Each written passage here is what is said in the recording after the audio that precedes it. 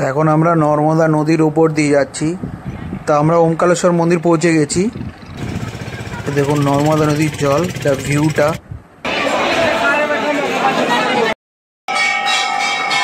বারো জ্যোতির্লিঙ্গর ফটো একসাথে।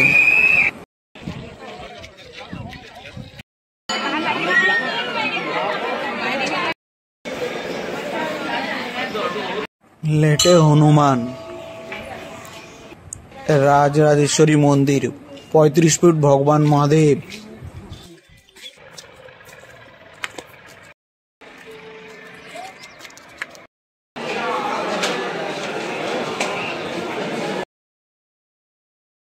তা মহাকাল দর্শন করে এবার আমরা যাচ্ছি ওমকালেশ্বর। গাড়ি এসে গেছে, এই হচ্ছে আমাদের গাড়ি পেছনে। চলুন আপনাদের গাড়িটা দেখিনি। এই গাড়িটা করে ওমকালেশ্বর যাব। এই দেখুন এই গাড়িটা 2159, লাগেজও লোড হয়ে গেছে। চলুন যাওয়া যাক। তা আমরা গাড়ি করেছি শুধু ওমকালেশ্বর ড্রপ, নিচে হচ্ছে 4000 টাকা, মানে একটু বেশি নিয়েছে, যেহেতু আপ ডাউনের ভাড়াটা এরা ধরে নেয়। বললো আপনাদের মানে দর্শন করিয়ে আবার নিয়ে আসবে, সেমি 4000 টাকা নেবে, আর যদি আপনাদের ছেড়ে আসে তাও 4000 টাকা নেবে। তার জন্য আমি বললাম ঠিক আছে ছেড়ে আসুক, কেন আমি আরও মান্নু মহেশ্বর ঘুরবো যদি গাড়ি।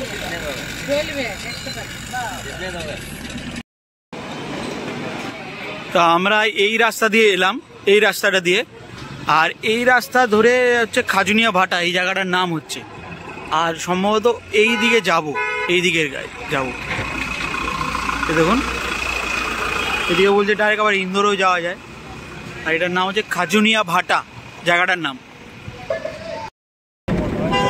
তো ওমকালেশ্বর যাওয়ার পথে এই রাস্তা দিয়ে আপনাকে যেতে হবে। রাস্তার ভিউটা কিন্তু খুব সুন্দর, মানে চারিপাশে পাহাড়, আর এই দিকটা দেখুন অসাধারণ। আর রাস্তা বলবো খুবই ভালো, খুবই ভালো রাস্তা। দেখাচ্ছি আপনাদের আরও ভালো করে রাস্তাটা। এই দেখুন, মানে রাস্তাটাকে দেখুন, খুবই ভালো রাস্তা। আর এইদিকে পুরো একটা হাইওয়ের মতো রাস্তা হচ্ছে। তো ওমকালেশ্বর যাওয়ার পথে একটা আমরা মানে শনি মন্দির দাঁড়িয়েছি। এইটা দেখুন আমার পেছনে, এটা হচ্ছে শনি মন্দির।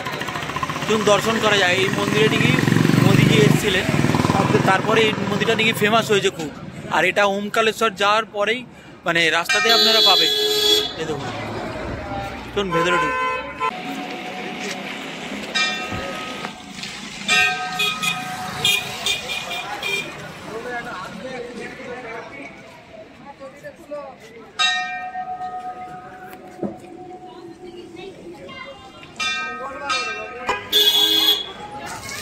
মন্দিরের ভেতরে হয়তো মোবাইল অ্যালাউ নেই, তাও আমি এতটুকু দেখাচ্ছি আপনাদের। শনি মন্দির দর্শন করা হয়ে গেল, এবার আমরা যাবো ওমকালেশ্বরের পথে। এখানে দাঁড়ালাম, এখানে কিন্তু সবাই দাঁড়ায়। এই শনি মন্দিরটা ভেতরে মোবাইল ক্যামেরা কিছু অ্যালাউ নেই, তাই ফটো তুলতে পারলাম না। তো চলুন এবার যাওয়া যাক ওমকালেশ্বরের পথে। জয় শ্রী মহাকাল, জয় শ্রী ওমকালেশ্বর। তো ওমকালেশ্বর পৌঁছাতে আর 8 কিলোমিটার বাকি। এই মুহূর্তে আমরা নর্মদা নদীর ওপর দিয়ে যাচ্ছি। এটা দেখুন নর্মদা নদী, এটা কিন্তু বর্ষাকালে পুরো ভরে যায়, ড্রাইভার বললো, মানে অসাধারণ তখন লাগে নাকি পুরো জলে জলে, যেহেতু শ্রাবণ মাসে এখানে হচ্ছে মেন সিজন তার জন্যে। আর যেহেতু বৃষ্টির সময় শ্রাবণ মাস, তার জন্য এটা পুরো ভরে থাকে। তো চলুন এই দিকটা আপনাদের দেখাই। আর আমরা পৌঁছাতে আর খুব জোরে 10 মিনিট লাগবে।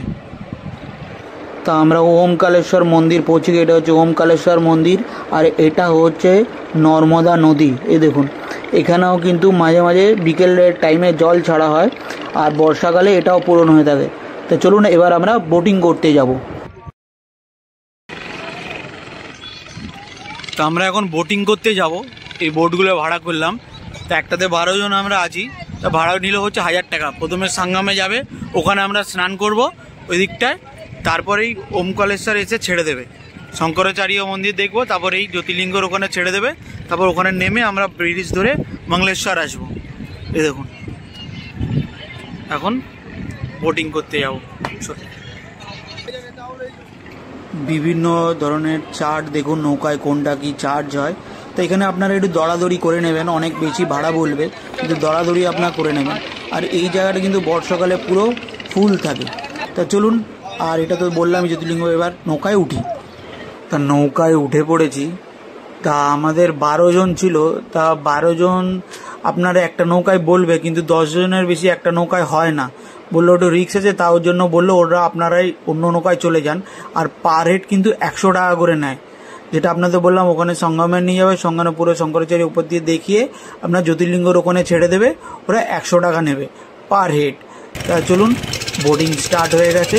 তা নর্মদা নদীর ওপর কীভাবে কী করতে হয় সেটাও আপনাদের আমি জানাচ্ছি। এদিকে চারিপাশটা কিন্তু খুব সুন্দর লাগছে, দেখুন পাহাড়ের উপর গাছ, জলটা কিন্তু খুবই ভালো। দেখুন জলটা আপনাদের দেখায় ভালো করে। অবশ্যই নর্মদা নদীর জল আর পাথর বাড়ি নিয়ে যাবেনই, এটা সবার কাছে রিকোয়েস্ট থাকলো।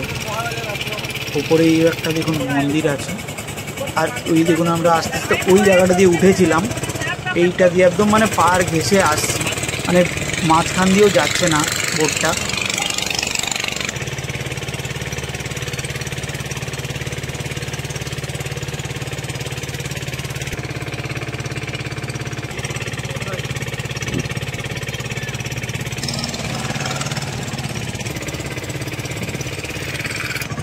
নর্মদার জল কিন্তু খুব পরিষ্কার দেখুন, মানে যেহেতু একদম সাইড দিয়ে যাচ্ছে সেহেতু বোঝা যাচ্ছে ভিতরে কী আছে।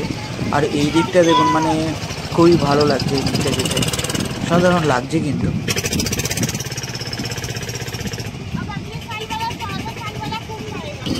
যারা ওমকালেশ্বর দর্শন করতে আসবেন তারা কিন্তু এই নৌকায় উঠে একবার ভ্রমণ করবেন। এটা কিন্তু এটা নর্মদার কাবেরীর সঙ্গম। এই দেখুন ওটা আসছে কাবেরী ওই দূরে, আর এটা আমরা নর্মদাতে আছি। দেখুন কালারটা অনেকটা আলাদা হচ্ছে এখানে।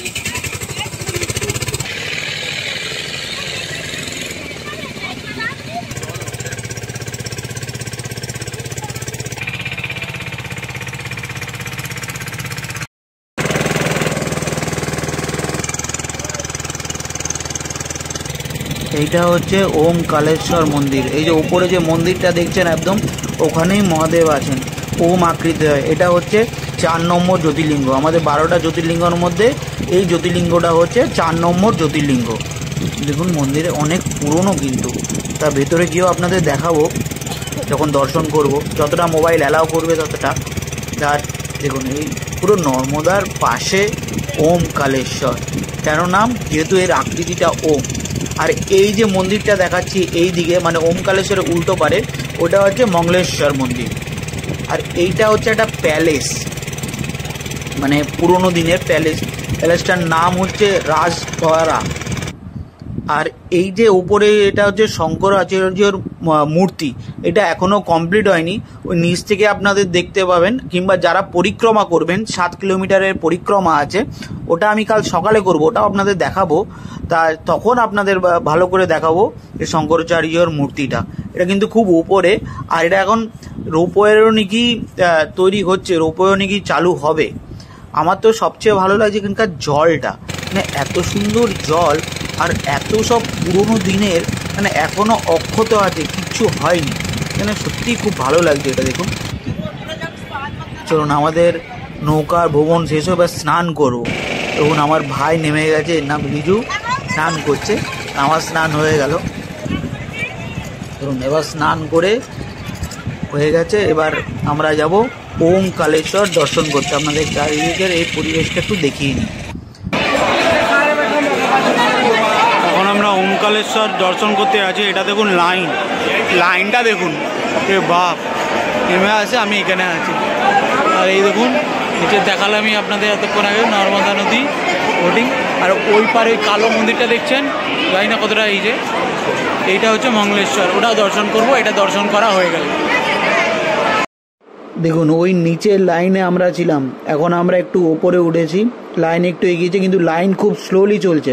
আর সবাইকে বলবো এই টাইমটায় যেন না আসতে, সবাই সকালবেলা আসে। ওমকালেশ্বর কিন্তু সবাই সকালে দর্শন করে, তখন কিন্তু খুব ফাঁকা থাকে। আর দেখুন ভিড়টা দেখুন, আর ভিড়ের কোনো কন্ট্রোল নেই এখানে, মানে পুলিশ সিকিউরিটি গার্ড কিছুই নেই। দেখুন ভিড়টা, এই জায়গা দিয়ে এলাম, এখন এইখানে আছি। এখন মন্দিরের কাছে যেতে আরও মোটামুটি মনে হচ্ছে 20-25 মিনিট। এই যে এই রাস্তার ভেতর দিয়ে দেখুন যাব, এই জায়গায় মন্দিরটা আছে, মানে ওমকালেশ্বর। কেন ওমকালেশ্বর বলা হয়, যেহেতু ওম আকৃতির, ওর জন্য বলা হয় ওমকালেশ্বর। দেখুন এর ভেতরে ঢুকবো, এই দেখুন এটা হচ্ছে মেন জ্যোতির্লিঙ্গ, ওমকালেশ্বর জ্যোতির্লিঙ্গ।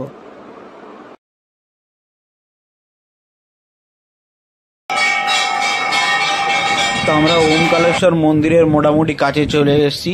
তো আপনাদের মন্দিরের সম্বন্ধে জানায় বা রাজা জ্ঞানেন্দ্র সিংহ রাজা যখন বিপদে পড়েছিলেন তখন তিনি মহাদেবের শরণাপন্ন হন। তখন এই তার মানে ভক্তিতে দেখে শিব এখানে প্রতিষ্ঠিত হয়েছিলেন, একবার ওমকালেশ্বর রূপে, একবার মঙ্গলেশ্বর রূপে।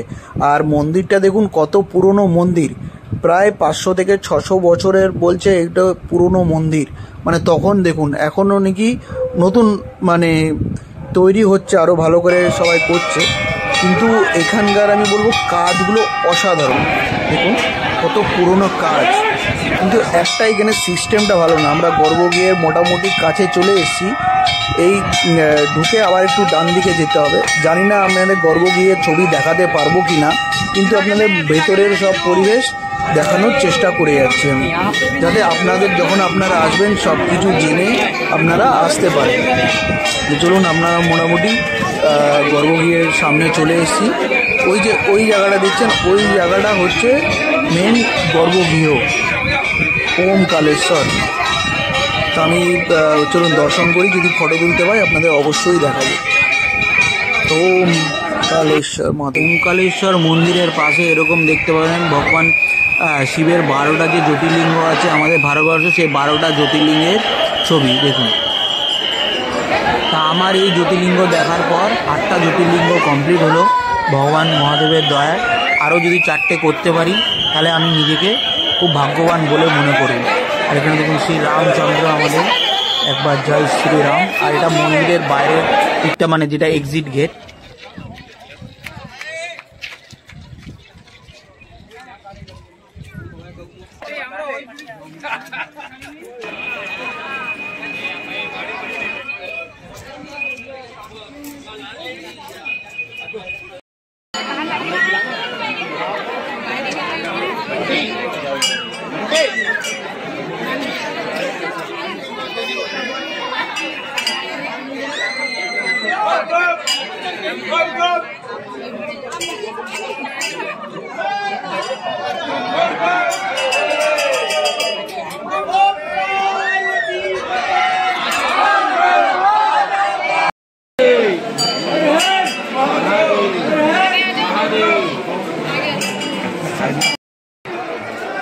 ওমকালেশ্বর জ্যোতির্লিঙ্গ দর্শন করে মঙ্গলেশ্বর মন্দির দর্শন করলাম, অসাধারণ লাগলো।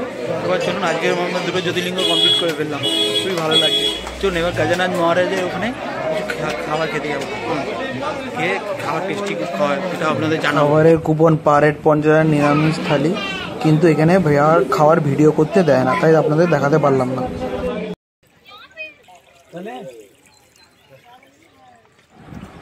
ব্রিজের ওপর থেকে দেখুন নর্মদা নদী আর ওমকালেশ্বর মন্দির, এটা হচ্ছে ব্রিজের ওপর থেকে দেখা যাচ্ছে, দেখুন নর্মদা নদী।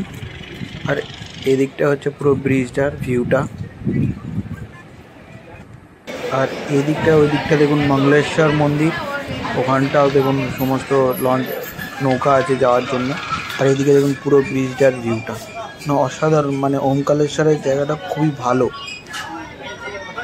চলুন এবার আমরা যাব পরিক্রমা করতে। তা পরিক্রমা আমরা করতে যাচ্ছি, মোট 7 কিলোমিটার আছে ওম আকৃতির। এই পরিক্রমাটা করতে খুব একটু টাফ, বয়স্ক মানুষরা পারবেন না। তা এইদিকে দেখুন হচ্ছে সঙ্গম ঘাট, আর এইদিকে হচ্ছে পরিক্রমা পথ। আর এটা দেখুন, এটা নর্মদা যাচ্ছে আর ওটা কাবেরী আসছে। এই দেখুন এটা সঙ্গম, এটা সবাই স্নান করছে সঙ্গমে। এই দেখুন এটা সঙ্গম, নর্মদা আর কাবেরী। খুব সুন্দর জায়গাটা।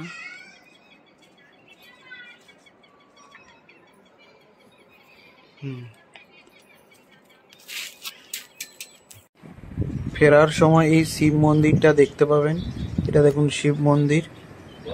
পাশে আরো মন্দির আছে, সব মন্দির আপনাদের দেখাচ্ছি না, প্রচুর মন্দির আছে কিন্তু এই পরিক্রমাটা। মেন হচ্ছে লেটে হনুমান, যেটা আপনাদের দেখাবো। দেখুন এটা হচ্ছে লেটে হনুমান, যেটা ভারতবর্ষের 3 জায়গায় আছে, সেটা হচ্ছে এটার অন্যতম। আর এই মন্দিরটা দেখুন অনেক পুরনো মন্দির, এটা নাকি সোমনাথের মূর্তি আর ভেতরে ছবি অ্যালাউ নেই, তাই আমি দেখাতে পারলাম না। আর এটা দেখুন রাজরাজেশ্বরী মন্দির, এখানে দেখুন ভগবান শিব করা আছে অনেক বড়, প্রায় এটা 30 থেকে 35 ফুট হবে এই শিবটি। এটা কিন্তু খুবই নাম করা, কিন্তু এত দূর কেউ আসতে হয় না, অনেকটা সিঁড়ি নামতে হয়। আর এটা দেখুন যেটা নিচ থেকে কালকে দেখাচ্ছিলাম শঙ্করাচার্য মন্দির, ওইটা যে এখনো মূর্তিটা কমপ্লিট হয়নি, তার জন্য অতটা যেতে দিচ্ছে না ওই জায়গাটা। আর এই শিব মহাদেবটা কিন্তু আপনারা গুগলে সবসময় দেখতে পাবেন। দেখুন আমরা কত উপরে উঠেছিলাম, ওই উপর থেকে এবার নামছি আস্তে আস্তে। দেখুন ওই নিচে যাব যেখানে জলটা আছে, তার এই যে এই জায়গাটাতে আমরা যাব, তার মানে কতটা আমরা উপরে উঠে এসেছি।